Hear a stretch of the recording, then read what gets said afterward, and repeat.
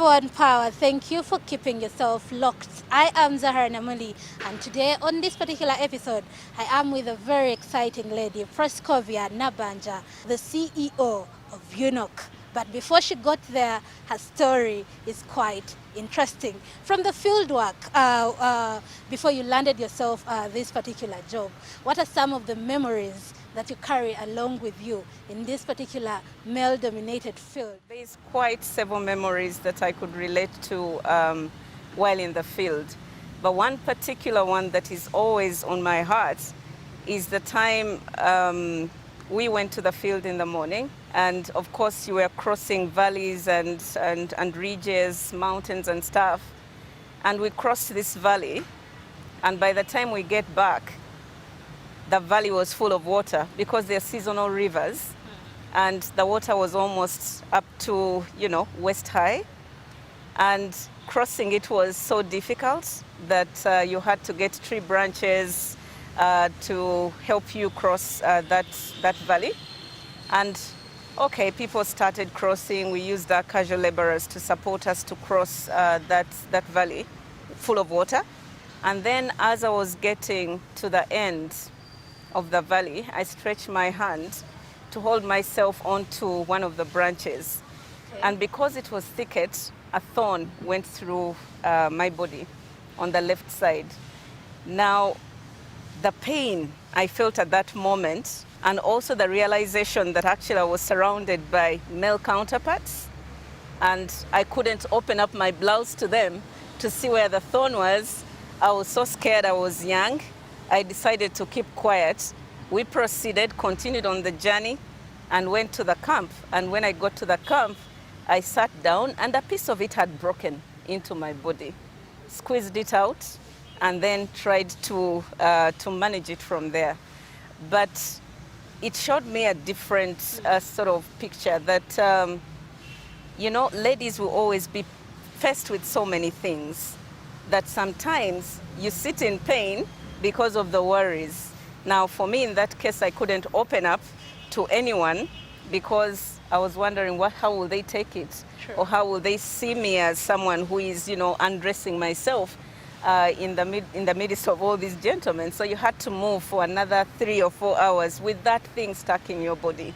You may never have gotten maybe the good allowances, but it was a test of faith. And I think for me, those are very good memories that have modeled us in a very good way to be who we are today. Did you pick any role models along the way? Yeah, I think 2 things for me. The role model I've always picked on, of course, number 1 is my mom.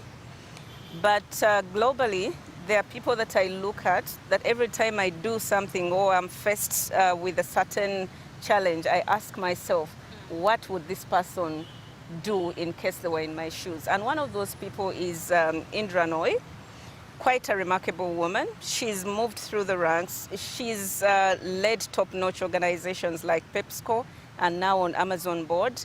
And I think her journey is quite an interesting one. And every time maybe I'm challenged, I always ask myself, what would Indra Noy do? Or what would this other person do? And I always tell myself that it's okay to look at other women as role models, but I'll tell you that most of the mentors I've had have been men. So it's good to have, that broad understanding of, who you want to pick on as your role model. You shouldn't be gender biased. You should be open enough, because some of those people who are going to push you to the next career level are sometimes male and not necessarily female. From your choice of profession, what lessons have you learned so far? Quite a good question. I think I've learned a lot, but number 1 is our profession requires you to be consistent. It requires you, to be resilient, because you're always going to be faced with challenges. Adversity lives with us, but it's the way you bounce back from that adversity that really matters. And for the oil and gas industry, like I said, right from the field work up to, you rising up the ranks, resilient is quite important. And then leadership. Leadership is always something that you have to almost invest in. Now I'm a leader. Of course, I've also been a leader at different levels through my career, but leadership models you in a way that you don't see things from only your perspective. Sure. You have to understand the entire ecosystem that you're dealing with. And I've always told people that for me, there's a formula that I always use, if I should call it that, the female cross. It's literally applicable to men as well. But I always say that even when you get to top leadership positions, you should always look up to someone who's higher than you, or like a mentor, like you said, someone who you always consult. You always need to keep challenging yourself. Then, on the other sides of the cross, laterally, is you always need that support system with peers. Can I consult my peers in Total? Can I consult my peers in PAU? Can I consult other global CEOs to keep that balance? And then the bottom of the cross is who are you lifting to rise up, through the same ranks, build their resilience, show them the benefits of moving through a certain journey. And, you always need to lift someone up. So there's so many lessons for sure. And it's always a test of leadership at this level as a chief executive officer. Right there, how did you get yourself to that particular position? I was, of course, in the Petroleum Exploration and Production Department for close to 16 and a half years. Oh. Like I said, I started my career in 2000. So when the institutions came along, I was at a time when I was challenging myself. Like I said, I had gone through all these technical courses and skill sets, and every time we had discussions with the joint venture partners, they were bringing on the business side of oil and gas, and I wanted to challenge myself. So I went for the MBA I told you about with Imperial College Business School, and I picked up those skills, saw an opportunity when the institutions came up for Chief Operating Officer. I applied for that. It was still within the technical direction, but at that level, you're supposed to be more of a leader that is managing the technical teams below. And then I was at it for about 3.5 years or so. Okay. And then our first CEO resigned from the job, created an opportunity, and we went through a competitive process. I applied for it, I qualified, and now I sit as the Chief Executive Officer for the Uganda National Oil Company. But first I want to talk about the organization that I lead. The Uganda National Oil Company is pretty new in the industry. Like I said, it was established under the Petroleum Act of 2013. Okay. And we got incorporated in 2015 as a private limited liability company. And we have shareholders, the Minister of Finance holding 49% and the Minister of Energy holding 51% shareholding. Now, our broad mandate is really to manage the commercial aspects of the oil and gas sector and ensure that the resources are developed in a sustainable manner. But also on top of that, we have a mandate in development of skills or in-depth expertise in the oil and gas sector. So that pushes towards capacity building, but also some level of national content. Now, we were formed as a vertically integrated company, meaning that we have projects across the entire petroleum value chain. We have a mandate in the upstream, where we manage the 15% state participation, together with our partners for Tilenga and Kingfisher developments, and those partners are Total, CNOOC, and Tullow. And the value we bring to the table is the fact that you're a business entity that sits with joint venture partners to discuss the work programs, the budgets, the developments that are going to happen in relation to Tilenga and Kingfisher.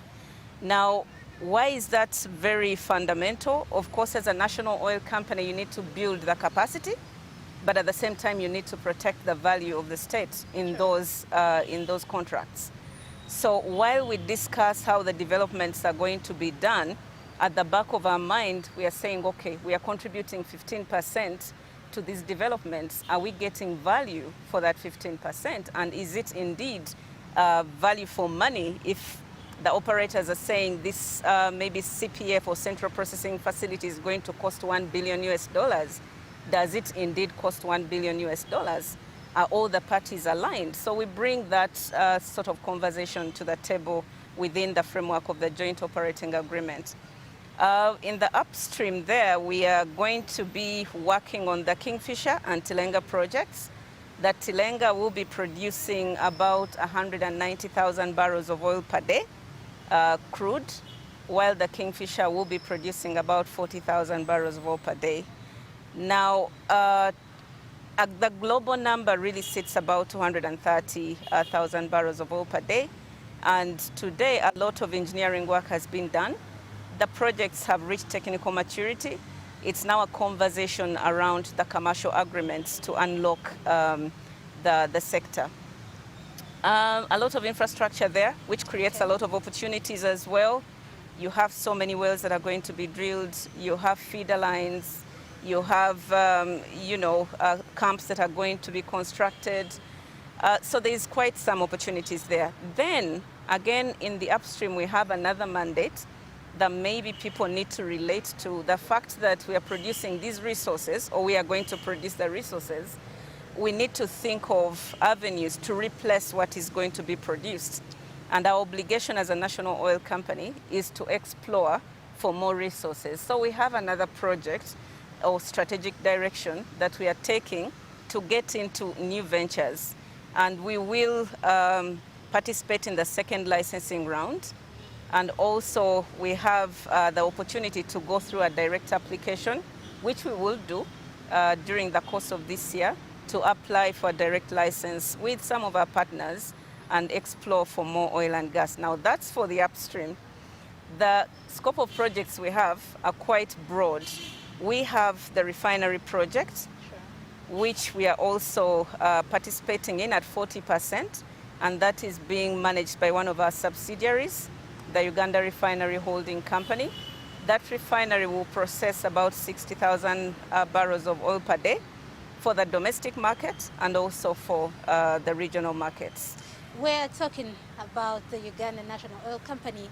We are with the CEO herself, Proscovia Nabbanja. You do not want to miss what are the strategies she has in line and what are the success stories of UNOC as far as the Uganda's oil sector is concerned. We will be back in a bit.